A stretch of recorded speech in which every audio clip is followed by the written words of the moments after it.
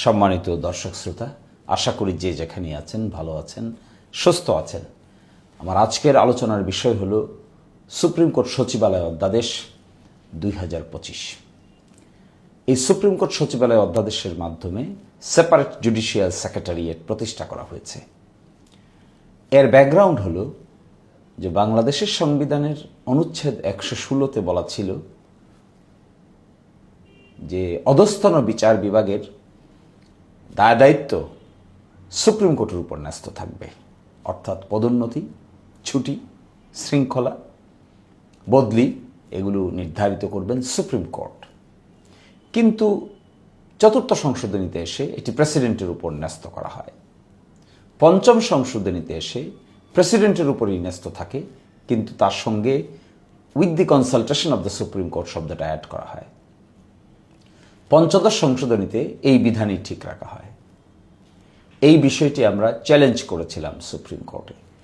আমাদের high court division article 116-কে অসাংবিধানিক ঘোষণা করেছেন, অর্থাৎ সুপ্রিম কোর্টের উপরেই ন্যস্ত থাকবে, প্রেসিডেন্টের উপর ন্যস্ত থাকবে না, এই মর্মে রায় দিয়েছেন এবং একটি ডাইরেকশন দিয়েছিলেন যে 6 মাসের ভিতরে সেপারেট জুডিশিয়াল সেক্রেটারিয়েট এস্টাবলিশ করতে হবে।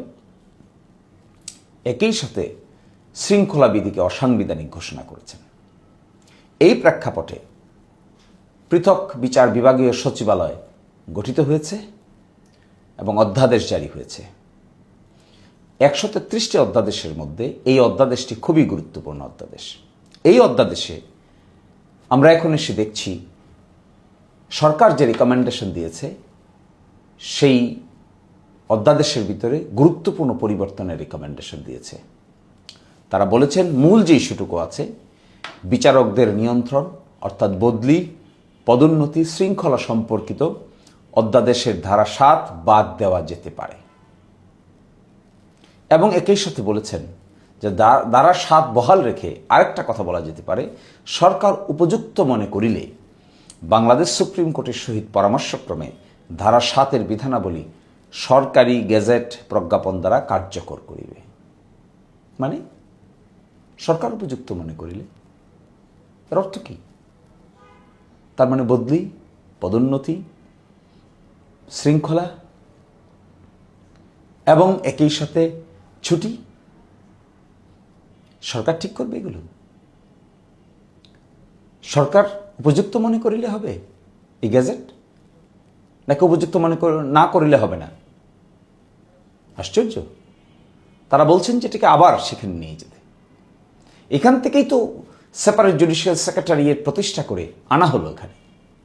তো সেপারেট জুডিশিয়াল সেক্রেটারিয়েট প্রতিষ্ঠা করে যদি এখানে আনা হয়, আবার সেই অংশটুকুকে পরাধীনতার নাগ পাশে আবদ্ধ করে আইন মন্ত্রণালয়ের কাছে নিয়ে যাবেন। এখানে সরকার উপযুক্ত মনে করিলে মানে কি? আইন মন্ত্রণালয় হবে।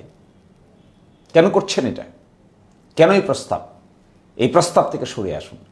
আমি আপনাদেরকে আহ্বান জানাচ্ছি, এত সংগ্রামের পরে, এত কিছুর পরে যখন একটি অধস্তন স্বাধীন বিচার বিভাগ প্রতিষ্ঠার জন্য সংগ্রাম করে আমরা কাজ করেছি, দিন রাত কাজ করেছি, কষ্ট করেছি, শ্রম দিয়েছি, পরিশ্রম করেছি, অনেকেই করেছেন, অনেকেই কষ্ট করেছেন, দীর্ঘদিন থেকে করছেন। অবশেষে যখন একটি সুরাহা হলো, আপনারা আবার প্রস্তাব করছেন ঘুরে ফিরে সেটাকে সেখানে নিয়ে দেওয়ার জন্য। পরাধীন বিচার বিভাগ খুব ভালো লাগে আপনাদের, না? কেন? আমরা তো স্বাধীন বিচার বিভাগ দেখতে চাই। বদলি, পদোন্নতি, শৃঙ্খলা বিধিতে সরকারের হস্তক্ষেপ থাকার তো কথা নয়। সুপ্রিম কোর্ট সচিবালয় হয়েছে, তারা ফাংশন করবে। তারা ফাংশন করতে না পারলে সরকার যদি ফাংশন করে, আবার সেই রাতের বেলা কোর্ট বসানো, বদলির ভয় দেখিয়ে, পদোন্নতির ভয় দেখিয়ে কেন এগুলো করবেন? এগুলো করার কোনো অর্থ নাই। আমি আপনাদেরকে আহ্বান জানাচ্ছি, দয়া করে এই ধরনের বিষয় থেকে সরে আসুন। যেভাবে আছে সেভাবে রাখুন, যেভাবে অধ্যাদেশে আছে সেভাবেই থাকো।